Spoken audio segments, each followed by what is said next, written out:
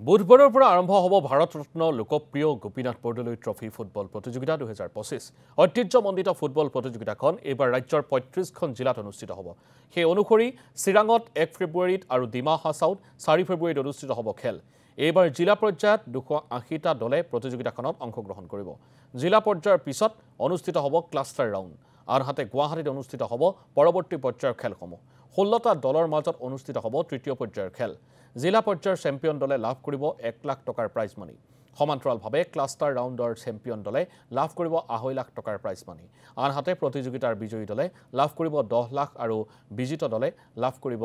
5 লাখ টকা prize money আজি এক সংবাদমেল যোগে এই কথা সদৰি কৰিলে গুৱাহাটী ক্ৰীড়া সন্থাৰ সাধাৰণ সম্পাদক দেৱজিৎ লনশইকীয়াই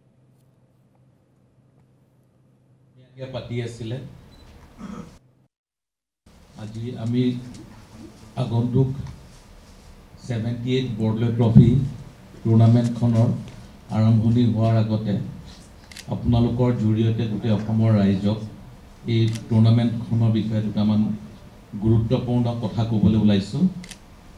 সো 2024ত আমি বৰদলৈ ট্ৰফি পতা নাছিলোঁ আৰু আমি এটা নতুন ৰূপত বৰদলৈ ট্ৰফি অসমৰ ৰাইজক আগত আগবঢ়াই দিবলৈ আমি প্ৰতিজ্ঞাবদ্ধ হৈ আছোঁ যিহেতু আমি 1952ৰ পৰা গুৱাহাটী টাউন ক্লাব আৰু 1958ৰ পৰা গুৱাহাটী স্পৰ্টছ এছ'চিয়েশ্যনে বৰদলৈ ট্ৰফি নিয়মীয়াকৈ পাতি আছিলে কোভিডৰ সময়ত অলপ খেলিমেলি হৈছিলে আৰু অসম আন্দোলনৰ সময়তো অলপ আগপিছ হৈছিলে কিন্তু আমি যোৱা 1.5 বছৰ 2 বছৰ আমি বৰদলৈ ট্ৰফি পতা নাই আৰু আমি বৰদলৈ ট্ৰফিটো নপতাৰো কিছুমান গুৰুত্বপূৰ্ণ কাৰণ আছিলে সো অসম চৰকাৰৰ department of sports and youth ৱেলফেয়াৰৰ লগত আমি কোলাবৰেট কৰি পেলাই গুৱাহাটী স্পৰ্টছ এছ'চিয়েশ্যনে অহা 29 জানুৱাৰী অৰ্থাৎ অহা পৰহিৰ পৰা আজি 27 জানুৱাৰী 29 জানুৱাৰীৰ পৰা আমি অসমত বৰদলৈ ট্ৰফিখন এটা নতুন ৰূপত আত্মপ্ৰকাশ কৰাৰ কাৰণে যোজা কৰিছোঁ তাৰ কাৰণে অসমত যি 35খন ৰেভিনিউ ডিষ্ট্ৰিক্ট আছে সেই 35খন ৰেভিনিউ ডিষ্ট্ৰিক্টক